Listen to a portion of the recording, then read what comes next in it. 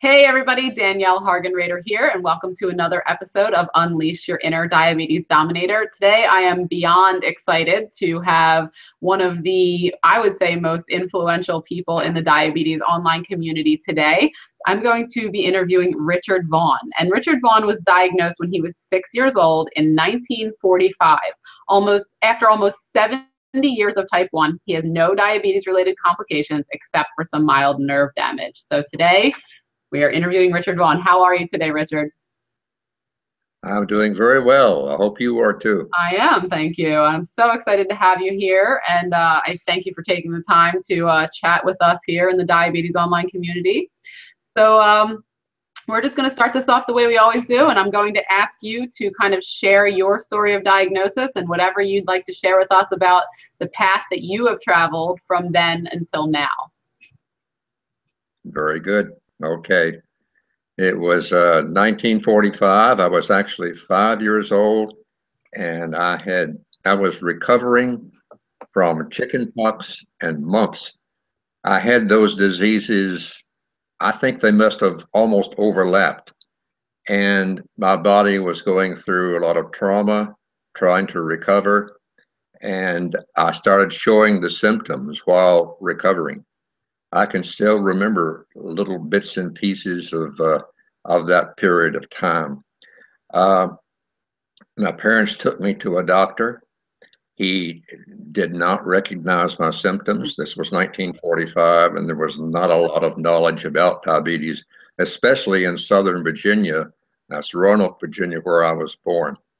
And he didn't recognize my symptoms, and he was concerned about the fact that I had stopped eating. I was refusing food. I think in the advanced stages of symptoms with type 1, the appetite is gone. And I was very skinny. I was so weak that it was hard for me to walk. Wow. He gave us a tonic, a big, tall, dark brown liquid in a glass bottle. And that was supposed to revive my appetite. It Oh, didn't work. I'm betting that tonic contained sugar. I was going to say it probably had a lot of sugar. Yes. And it was kind of like the old days in the West, and the little guy in the covered wagon stopped and said, "I have something that will cure all your ills." What do they call that? Some kind of tonic. Yeah, cure-all. Who knows? Snake oil medicine. Yeah. And it didn't work. So my parents took me to a second and a third doctor, same kind of thing. And they did not recognize my symptoms until a fourth doctor Wow. was consulted. Finally, he recognized some symptoms, and that was the first time my blood sugar was ever checked. And I was taken to the hospital immediately the next morning. Um, in the hospital, I don't remember anything about that visit. I remember the visit to the doctor's office when I was diagnosed. My mother was sitting to my left. My father was standing in the doorway behind me, holding my baby sister. And the doctor, I don't remember the doctor's face.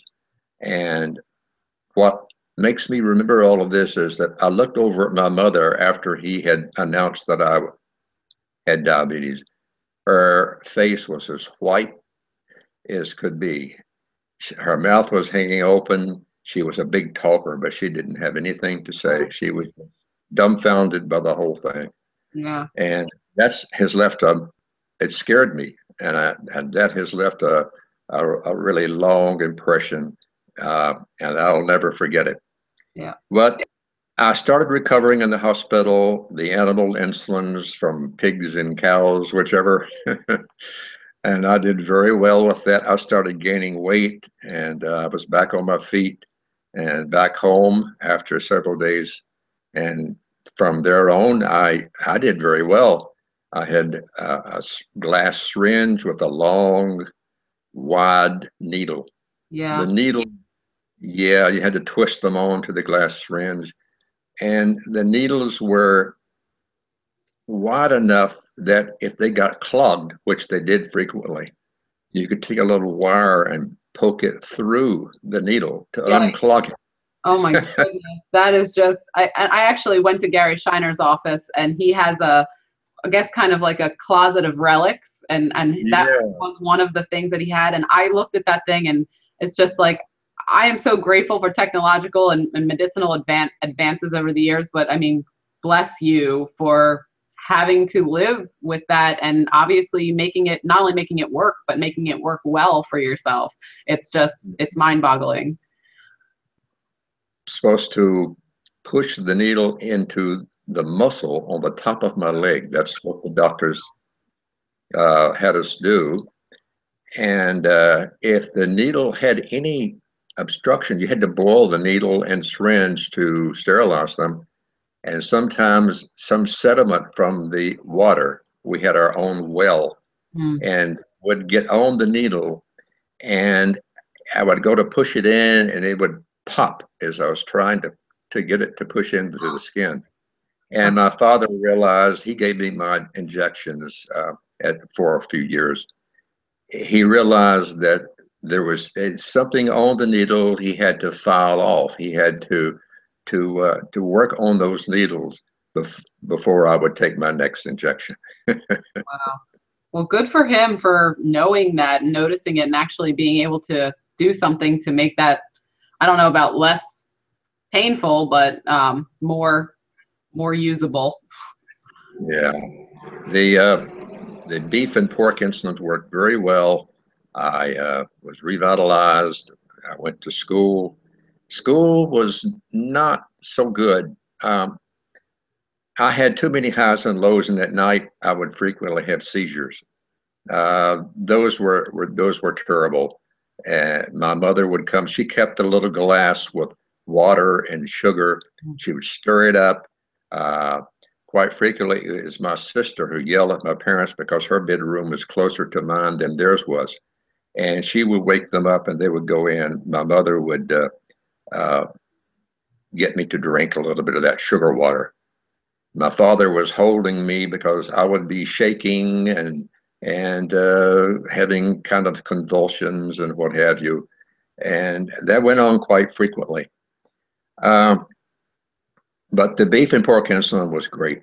And I guess in school, they didn't have glucagon injections back then, so I guess that was what had happened. I mean, because I know a lot of people. I mean, it's just so starkly different. I had 2 seizures throughout my teenage years, but it was just as, I don't want to say easy. It wasn't easy, but it was just, my mom injecting the glucagon, and then I went to the hospital just to make sure everything was fine. But but that's just to have to go through that. I mean, your parents must have been some amazing people.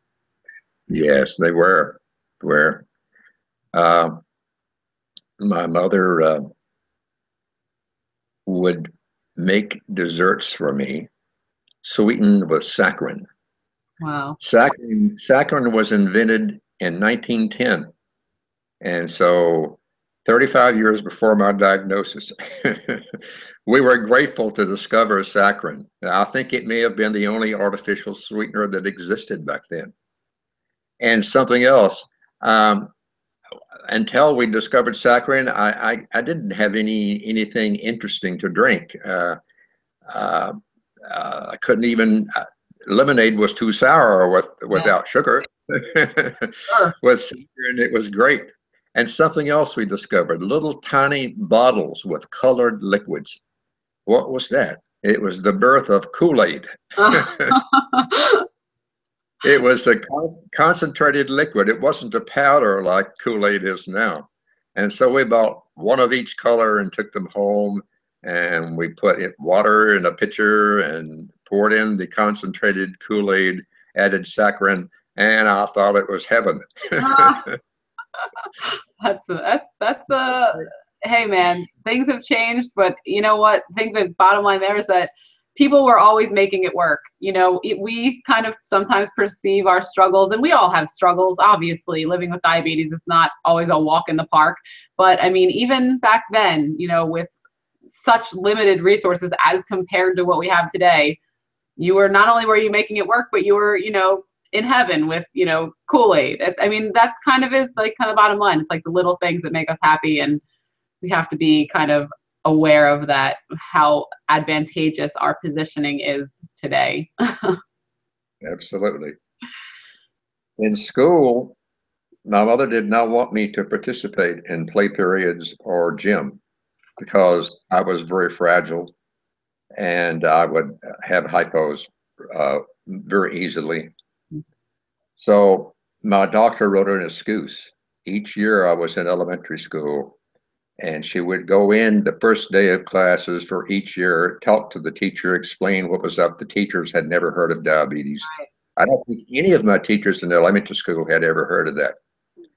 And they did watch me, and I did very well, but I had to sit on the sidelines and watch the other kids play. Yeah, that's tough. It wasn't good. I didn't make friends like I would have if I was playing with them. Sure. They were used to me sitting on the sidelines and watching. It was miserable not being able to go out and play with them. But that's the way I got through. I didn't do very well in grade school. My mother tutored me at home, but for some reason or another, I don't know whether it was my blood sugar being, I think, constantly high, except for the times that I played too hard or whatever, and it would go low. The insulin was a 24-hour insulin. That's the one nice thing about back then. I took one injection in the morning and I didn't take another one until the next morning. Okay. And tested urine. There was no device for testing blood sugar. And the urine, once tested, would turn different colors. The original color of the liquid was blue with a few drops of urine. And if it stayed blue, I had no urine sugar, which hopefully meant no blood sugar. Right. And if it turned various colors, I would have sugar. The darkest color was a reddish color, and that meant I was very high. I probably was up there like 300 when it turned red. Mm-hmm. And I saw a lot of reds. Yeah, I'm sure. I mean, not having that information, I'm a big science person. I'm very self-proclaimed nerd. I think life is about learning, and I love to learn. But I mean, without data, without information, like, you don't have numbers. And I always say, like, even when I was diagnosed in the early 90s, we didn't have a meter that had exact numbers. We had a meter that you'd put the blood on, and then you'd hold the strip up against like a strip of colors, and you'd kind of guess like you were in between a certain range. But without that information, it's really hard to decide what to do, you know, what changes to make. What should I do differently? I don't know, because sometimes I'm red and sometimes it's blue, and you're kind of just, it's very ethereal. It's like, oh, I'm basing everything off of colors instead of actual information. So that's just pretty amazing that, you know, you are so well off and so happy and, you know, living such a positive outlook on life and things like that. So I know you said grade school wasn't good. So how did things go as you got older? Like, you know, teenage years, I don't know, maybe dating or, you know, work or things like that. Like how did you kind of fare with that with your diabetes? Well, by the time I got to high school, I still wasn't participating in gym, but I was making good grades. And it seems like each year I got better. I was adjusting to my condition, and I was able to handle things much more easily than I did in elementary school. And in my senior year, my math teacher, I loved math. I was a math major. And that's helped me with my diabetes because I'm so good. But my math teacher in my senior year asked me which college I was going to, and I hadn't even considered college. I told her, well, I didn't think I would be going to college. And there was a college just up the street from my high school. And she said, well, go there. You can live at home and go to college. And so, okay, I talked to my parents, and I was eager to go to college. Nice. My parents said, no, you'll have insulin reactions on campus, and what would you do? And they wanted me to work at the post office where my father worked. That you can stand there, you can sell the stamps, you can cancel the stamps on the package, and you can weigh things, and that will be a good job for you because it will be easy. And and you probably won't have any reactions. And that was their idea for me for my future. Well, they I were wanted probably just wanting to protect you, which is obviously a very normal parent thing to do. I'm sure they had what they thought your best intentions in mind, but I could see where that might feel a little limiting. Well, I was stubborn. So my father got an old used car and said, okay, you drive to campus in this car. And they told me they didn't have enough money to pay my tuition, but I could have room and board at home. I had a car. My father kept it full of gas. All I had to do was earn money for tuition. So I got a job at a supermarket and I was bagging groceries and stocking shelves and all that kind of thing. And believe it or not, in that day and time, college wasn't that expensive. And earned enough. I started off at 75 cents an hour. And that was the summer of '57, immediately after graduating from high school. I made enough money to pay my tuitions. Wow. It reminds me, my mom tells me, and my mom's 64, and she tells me, she's like, when I was younger, and she's like you're young, your age for your young. I feel like my mom is young for her age, or she's like, when I was younger, we go to the movies, we take 50 cents, it was 10 cents to get in the movie and 10 cents for popcorn and 5 cents for soda. And it's like this whole, to us today, that just sounds like absurd. You can barely go to the movies for like $30 at this point. So yeah, and college. I remember I was just at the Master Lab sessions and you were at FFL. We heard a statistic during the sessions that the average person living with diabetes, whether it's type 1 or type 2, spends on average $15,000 per year on diabetes related things, which is kind of equivalent to paying for a college education every single year for the rest of your life. Yeah. So that's an interesting thing, but 75 cents an hour, hey, that's awesome. So I graduated with a bachelor's degree in mathematics from Roanoke College. And then I went to graduate school, which was only an hour away at Virginia Tech. The colleges were nicely situated for me, but I couldn't just drive back and forth to Virginia Tech every day because it was grad school that was very demanding. I had to have room and board there at a ladies' home in town, Blacksburg, Virginia. My mother was very, very nervous about that because I was going to be sleeping away at home. Maybe I would have a seizure or something, but I didn't. I think I actually reduced the amount of insulin that I was taking, so I would run high rather than low. And I think I was too high some of the time, but I never had any trouble with low blood sugar while in graduate school. I was there 2 years and graduated with a master's in statistics. So I had background and I liked watching my teachers. I thought, well, I would like to teach. So I did that. I started teaching in the fall of '63, and I have taught more than almost 34 years for my life. And I retired early, unfortunately. I had to retire early because of a diabetes problem that I encountered in the 1990s. I started using the modern day insulins, no more beef and pork insulins. Right. And these modern day insulins, I didn't know much about them, but the more insulin you use, the more likely you are to gain weight. Yes. And they cause the cells to store fat. Yes. I started gaining weight.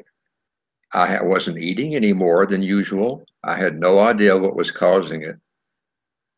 And then I started online with diabetes support groups. And I learned from my fellow type 1 diabetics things that my doctors weren't telling me. Kind of how we do today. That's exactly what we do in the community today as patients. I mean, I always tell people, it's like, the doctor is there, and it's very helpful that they can give you some baseline of information, but you're going to learn the most in the world if you just get online and start chatting with other people that live with the disease, because the doctors just don't have that firsthand experience. So I'm so glad that you found that and were so proactive to do that. Well, it was dlife.com. Yeah. Have you heard of it? They're still here, right? Yeah. Yeah.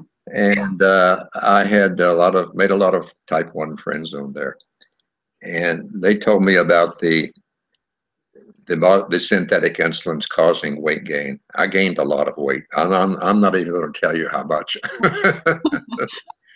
And my doctor didn't know what was causing it. He knew very little about diabetes. I just had a general practitioner until 2007. That was the first time I had an endocrinologist. But when I found out what was wrong, and I already knew what kinds of food caused me to have high blood sugar, and the high blood sugar was why I was taking so much insulin, I cut back on my carbs. I was eating much less pasta, much less bread. I found the kinds of foods that were much healthier. And by doing away with all the carbs, I was able to lose the weight. I lost all of it, but it took me several years. My doctor here in Kingston, New York, where I presently live, diagnosed insulin resistance.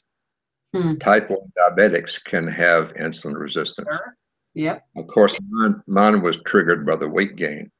I have several relatives with type 2, but I am the only person on my family tree with type 1. Same but here. A type 1, because of, see, there's the possibility of having insulin resistance if you have relatives with type 2, and if you gain weight, then it's almost a sure thing. Yeah, it's definitely. Certainly like that with me, yeah. So I lost the weight, and I was taking metformin. Oh, yeah. Along with my insulin.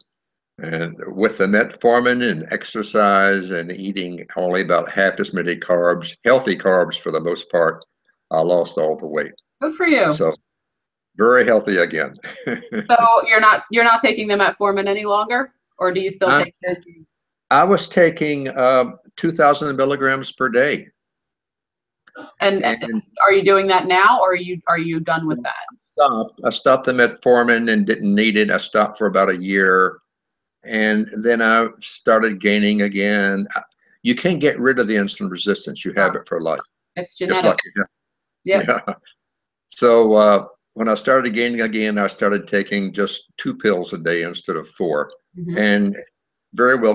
Right now I'm just 4 pounds overweight, so I'm doing very well.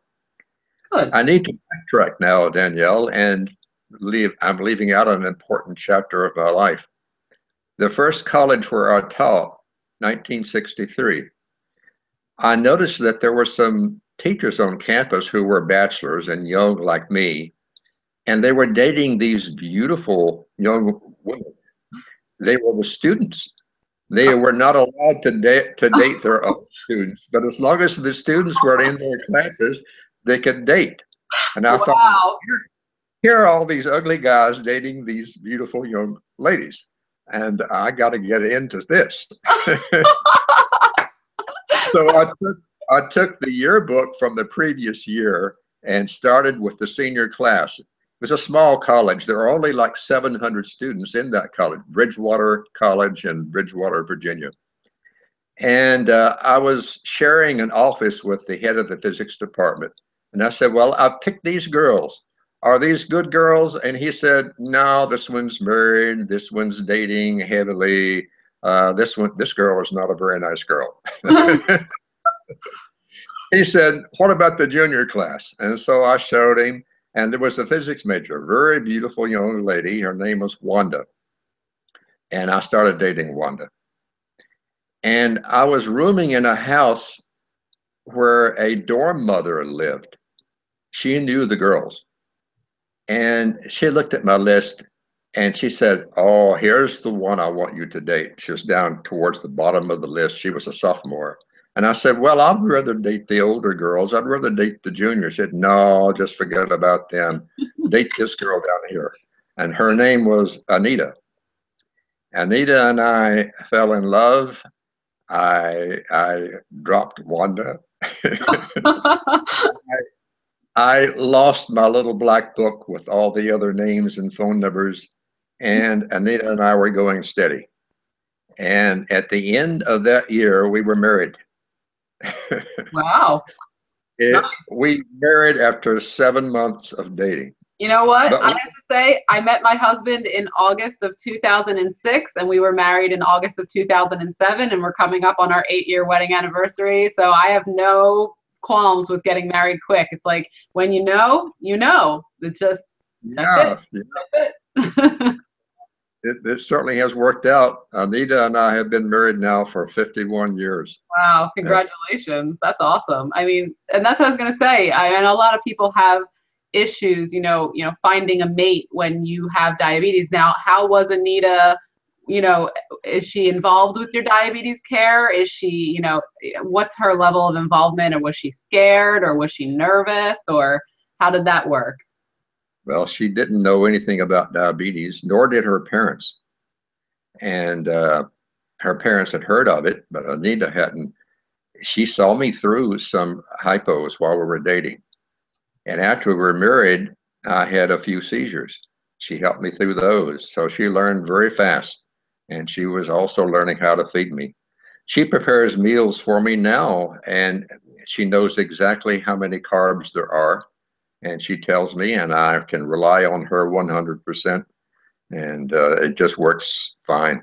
She's a good woman. Obviously, she was very concerned about your health and well-being, and she wanted to do everything she could to make your life easier for you, which is obviously something that's very helpful because, I find a lot of people, they have, trouble dating or finding a mate because people are uninformed or they don't know. But more than anything else, what people do know, which is unfortunate, is that what they hear online, well, this person lost their foot and this person, it's all this doom and gloom. And I don't want to marry somebody that's going to have all these problems. But the thing is that that's not really what it is most of the time. Of course, that's possible with, poor blood sugar control. Anything is possible. But, I think that if you're dating someone and they're not open to learning about your diabetes and things like that, that you might want to just try to find someone else, because that's with my husband as well. He didn't know anything about diabetes when I met him. He wasn't, he didn't know anybody else who had diabetes, but he was willing to learn. And, I haven't had any, seizures or anything since I was a teenager. So that hasn't happened. But I mean, as far as, being really low and, being in the bathroom, like just sitting on the floor and saying, can you please bring me some glucose tabs? And, it gets you like really, sad. And when your low blood sugar is really low, and he just, he brings them, and he, he'll check my Dexcom while I'm sleeping and things like that. I don't know that he does it. He tells me that he does it. It's just, you have to find someone that's willing to learn and support you. And I think that's really the bottom line, and not to be ashamed that you have diabetes, but be active and educational and say, hey, this is part of my life, and if you want to be part of my life, it's going to be part of your life too. So good. Dexcom wake you up at night? It will if it goes low. Yeah, definitely. My body actually, I'll wake up kind of independently of the Dexcom. If my blood sugar drops below probably about 70, I just wake up, and I'm very lucky. That was not always the case, because when I was in my teenage years, I had the seizures. I was, I think I was in the 30s. My blood sugar was in the 30s maybe. And I even had a seizure and fell out of bed one time, cracked a vertebrae in my back. I still didn't wake up. I mean, I didn't know that was happening. But now, as I've gotten older, and maybe it's as I've gotten healthier, because I wasn't very healthy as far as what I was eating, or my physical activity regime was not up to par when I was in my teens. So I don't know whether it's as I've gotten more in tune with my body, it wakes me up, and I'm very lucky. I know that's not the case for everyone, but if by chance it does drop below 60, my Dexcom will go off, and I do hear it because I sleep with it right next to my head. So I keep it right there. So yeah. Well, good thing. I have developed a lot of scar tissue. I hope you don't ever have to put up with that. I wasn't warned that this might happen. And having started so long ago and so many injections, I didn't start insulin pumping until 2007. And I developed scar tissue.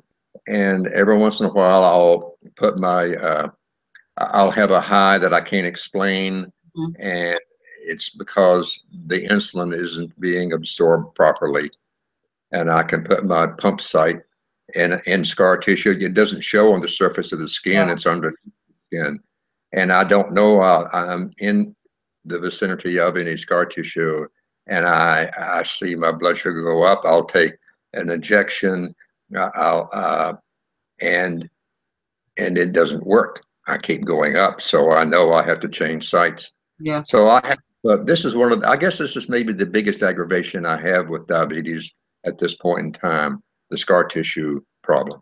Yeah. It's And I think that's not, I think, I mean, when I was at the unconference last March, there was a lot of discussion about that particular issue. And it is something that happens after continual use of the same pump site over and over again. And that's the thing. It's like we only have one body, and we are obviously, diabetes isn't going away. So, rotating pump sites is obviously a very important part of wearing a pump. But, what are you going to do? Like you said, because you can't see it.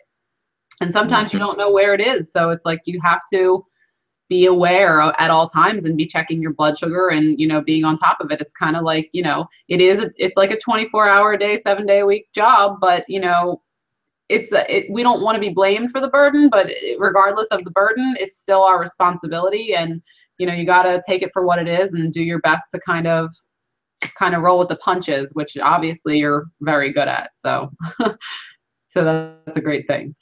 So why don't you tell us a little bit, because I actually didn't even realize this. I feel bad before the call, but tell us about the book you wrote. You wrote a book called Beating the Odds, 64 Years of Diabetes Health. What kind of prompted you to do that? I joined a group called DiabetesDaily.com. Yeah. And made friends there. And they wanted to know about my past. What was it like to be a diabetic in the 40s and the 50s? So I started writing blogs. David Edelman is the owner of that site, and he has a section for blogs. Yep, I know David. Yeah, he's a nice guy. Very nice guy. And I started writing blogs, and I had loads of replies, and they were interested. Keep going and tell us more. And I thought I was going to stop after my early years, because that's what they initially wanted to know, but they wanted me to keep going and bring it up to the present time, which was then 2010. And by the time I had finished, they said, okay, it's time for you to publish this. And I thought, oh no, me, I can't, how can I? But the blogs, David thought the blogs were good. And he brought them up, and he made it a sticky on in the type 1 group site. And people were reading it and still advising me to publish. So I did publish in March. I had to have somebody to help me. I'm not good with computers. There was a lady who was a member, a fairly new one, and fairly newly diagnosed. And she read that I wanted some help with working with the computer, and she sent me an email and said, I want to help you. My job is helping people publish books. That's her profession, and it's her husband's profession. That's great. Barbara did this for me. She resized all the pictures, put the pictures in the right places, and got it all ready for me. And I submitted it to Amazon, and my book was published in March of 2010. Well, that's amazing. I wanted to give her hundreds of dollars. She said, no, you have helped me. I read your story. It has relaxed me. It has made me feel comfortable with diabetes. I'm not scared anymore. You've done this for me. Now I want to help you publish your book. And that's amazing. And that's the thing about, reciprocity. I remember for me, in my teenage years, it was early 90s, but like you said, still a lot of people didn't know a ton about diabetes. And I was just told the whole doom and gloom story. You know, you have this complications are going to happen and you're probably your lifespan is going to be shortened and this and that. And, you know, I was depressed and I had an eating disorder and I was overweight and I was, you know, doing all this stuff. And I mean, for me, one of the biggest kind of turning points, and I feel terrible that I don't know exactly whose book it is off the top of my head. I feel like it might be Sherry Kohlberg's, but I might be wrong here. So don't shoot me, but it was like 50 people or the top people that have lived, you know, 50 plus years with diabetes. And once I read these stories of these people, you know, that had lived all of these years and they had been diagnosed early, like you in the 40s. And I'm like, what am I doing here? You know, I can live a long life too. Whereas I didn't think that that was possible until I really started seeing that other people had done it. So I'm with Barbara as far as, I'm glad that she was so moved by your story, as I know a lot of people are, because a lot of people with diabetes kind of are just like, oh, you know, life might be over now, or I have nothing to look forward to. But when we see people like you out here thriving and doing your thing, it's like, oh no, I can do this too. And that is invaluable. Like there's no money price that you can put on feeling confident about knowing that you can live a long, healthy life. Like there's no money for that. That's just priceless. So I'm so glad that she was able to help you do that. And for anybody else out there wondering, I'm going to put a link to the book directly under the video. So don't worry, you're going to be able to link right to it if you want to go grab a copy, because I'm sure it's great. So yeah. You brought up something that reminds me of, when I was young, I didn't know another type 1. Me neither. There was no online. There was nothing. How could I communicate with somebody who could help me like you were helped? What could I do? And but it wasn't as bad because my parents and I did not know about the potential diabetes complications. Right. We weren't scared because we didn't know there was anything to be scared of. It's a good example of ignorance is bliss, right? I mean, really, truly, it's good to not know. That way you can't have all these fears popping up. So yeah. And my doctors never told me what might happen. I wonder if they even knew. Probably not. You think maybe not? I've wondered about that. I didn't see high blood sugars as a number because I didn't have a meter. I just saw colors in a test tube. Mm-hmm. And so it was really, like you say, ignorance was bliss, and the things went very smoothly.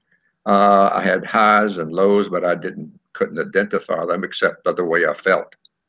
And so we weren't scared, and I had nothing to hold me back, and I did accomplish just about everything I wanted to do.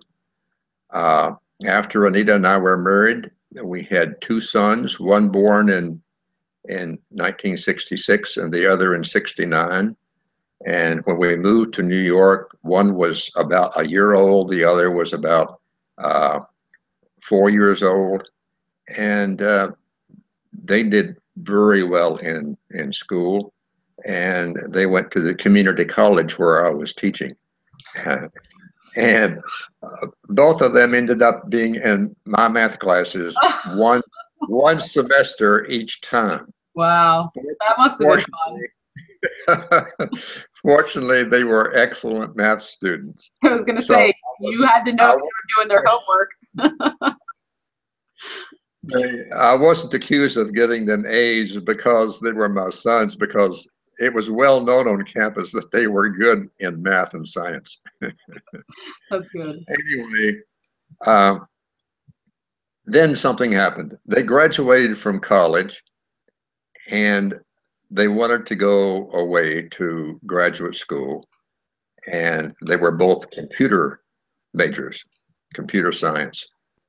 So I started looking at the top name graduate schools in the United States. And one of them was Georgia Tech. They both went to Georgia Tech, and they even roomed together. Wow. And they liked the South so much, they stayed. So here we are in New York. one boy is living north of Atlanta, the other one is living in North Carolina, and we have to travel by plane to go and see our kids. Well, at least they're still on the East Coast. It was my fault. I sent them to Georgia Tech. Closer Georgia to Tech. where you're born, too. Yeah, it was one of the top 4 schools in the country as far as graduate work in computers was concerned. So I don't think I made a mistake. They have very, very good jobs. Good. Good for them and good for you. Yeah. We are going to fly to see them. We fly to see them each year, and once in a while they come up here. But we don't get to see our grandkids as often as we would like to. Yeah. We have 2 grandchildren in Atlanta. Well, That's the way it goes. yeah, I guess that's the way it is. Like you said, either, you got to move back down south, or, you got to take what you get, because I'm sure kids are going to do what they're going to do. Can't control them after a certain age. So, as I would love to sit here and talk, as I always say to everybody I interview, about diabetes and life and everything else with you all day, because I feel like we probably could. Why don't we go to, what are Richard's top 3 tips for thriving? And over 70 years, I can't imagine you could even boil them down to 3, but if you could, what would they be? Well, my number 1 would be what helped me so much. Join, if possible, local diabetes group where you live, so you can have eye-to-eye and voice-to-voice contact with other diabetics. That's invaluable. And if you can, join some diabetes support groups online, like I did. Now, there are a lot of them. Oh my goodness, on Facebook, there are some excellent ones. I learn about new ones almost every day. I started on Facebook in late 2010, and even now I'm finding other diabetes support groups that I didn't know about.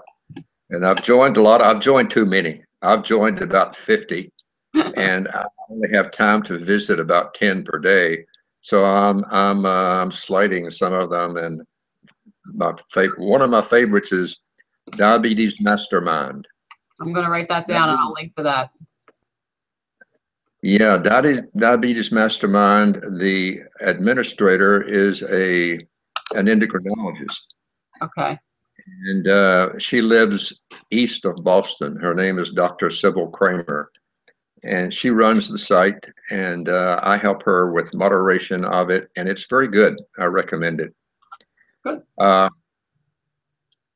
There is a secret group on Facebook called the Jocelyn Medalist. It's a secret group. Don't tell anybody, okay? I think the cat's out of the bag.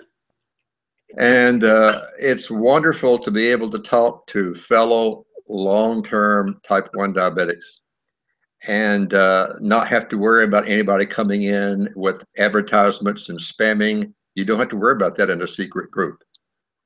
And we've shared so much information, and we feel comfortable. We can open up and talk about our lives without worrying about somebody peeking into our website.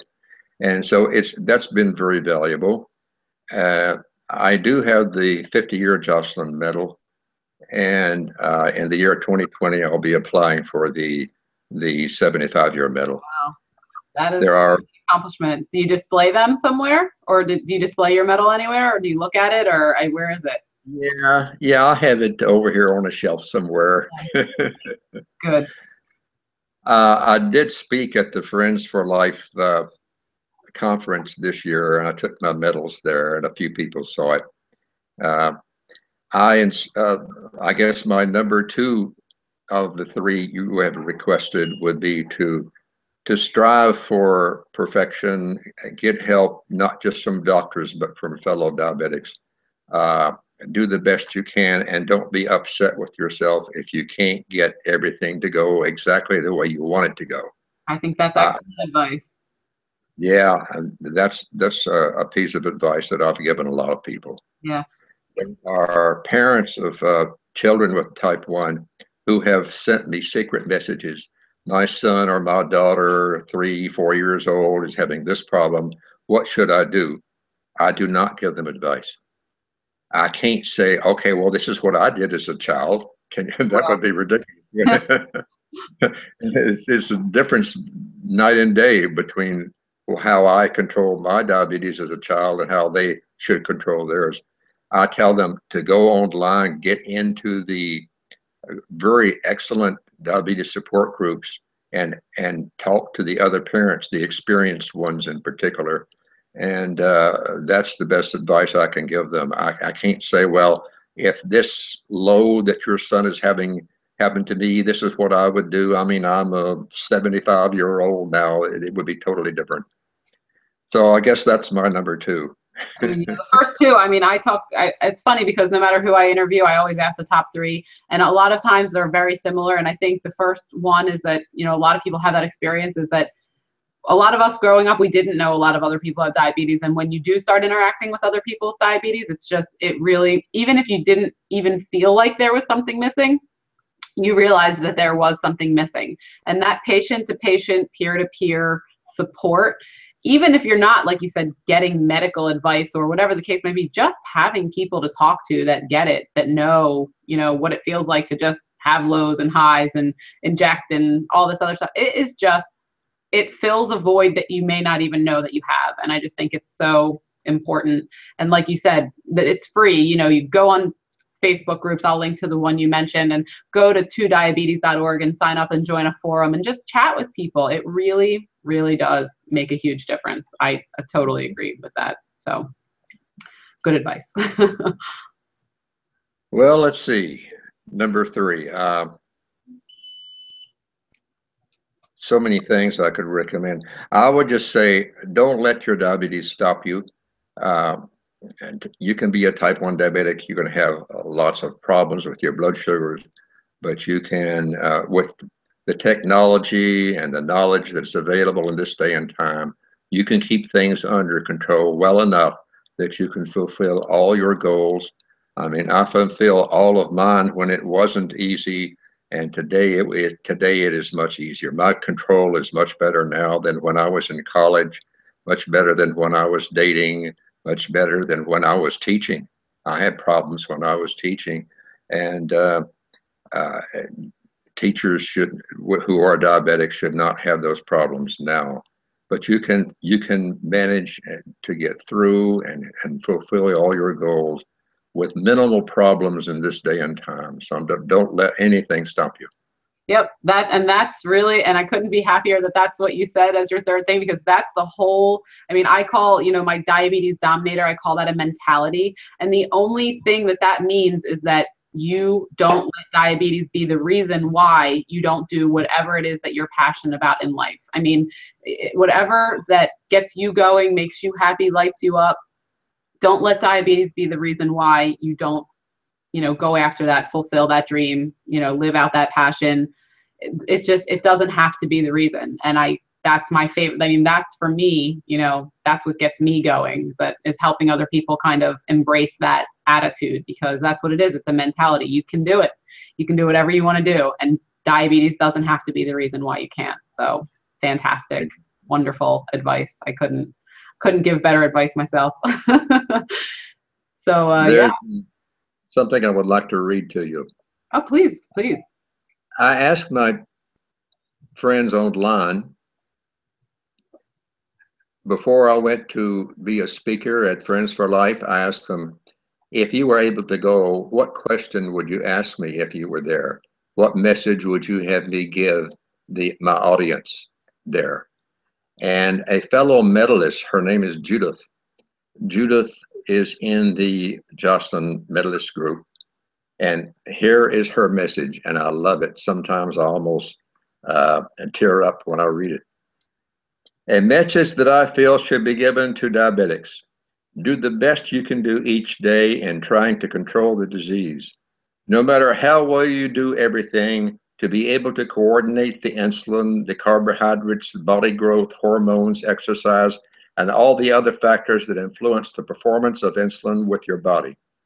It is an extremely hard job to have it perfect all the time. So don't get upset if you don't have 100% control. When my day is slowing down, I think about how I did to control the diabetes. And if it wasn't the way I wanted it to be, I go to sleep thinking I'll do better tomorrow. I get up the next day and start it by trying to have better control.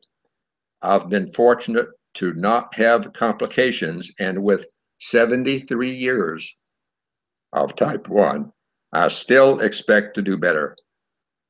Do the best you can because there are better days ahead with new equipment to help us, and you will want to be in a healthy condition to take advantage of those better times.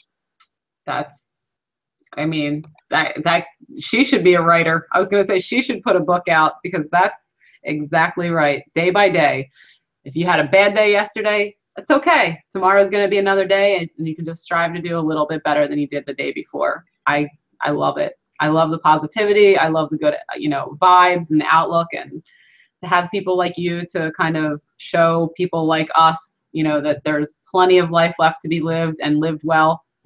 Again, like I said, it's invaluable. So thank you so much for sharing all of that with me. And when I publish this, everyone else out there that I'm sure will be eager to watch and hear what you have to say. So is there anything else after that beautiful reading that you would like to add before we sign off? No, I just look forward to each day. I look forward to getting on Facebook and talking with my friends. I like joining the discussions that are taking place, and I get very good feedback from my friends, and everything is going well for me. I'm retired. I do a lot of exercising. I work out at the gym. I take long walks on roads. I pick roads with hills. I like climbing those hills and getting some cardio. I have to my left over here in this room is a treadmill that I use in the wintertime. I do a lot of good exercising. It's keeping me in good health. And I have no complications except for a little bit of neuropathy in my feet. And I'm very healthy after 70 years with type 1. Amazing. I mean, thank you for being such a good role model, for sharing that about exercise too. I mean, I love when I hear people say that, especially, like you said, you're 75 and you're out there climbing hills and you have a treadmill in your living room. Obviously, I'm very passionate about fitness. My whole background, this is my basement. It's a gym because I love fitness. I love to be fit, and I didn't always love to be fit my whole life. And it just goes to show, there's no age that's too late to start climbing a few hills. So amazing. You're an amazing role model. Don't stop doing what you're doing. In fact, hopefully maybe you'll get a whole new list of blogs together and get another book out there someday, because I'm sure the public has spoken and we love to hear from you. So we look forward to as much more publicity for Richard Vaughn as possible. Thank you for your time.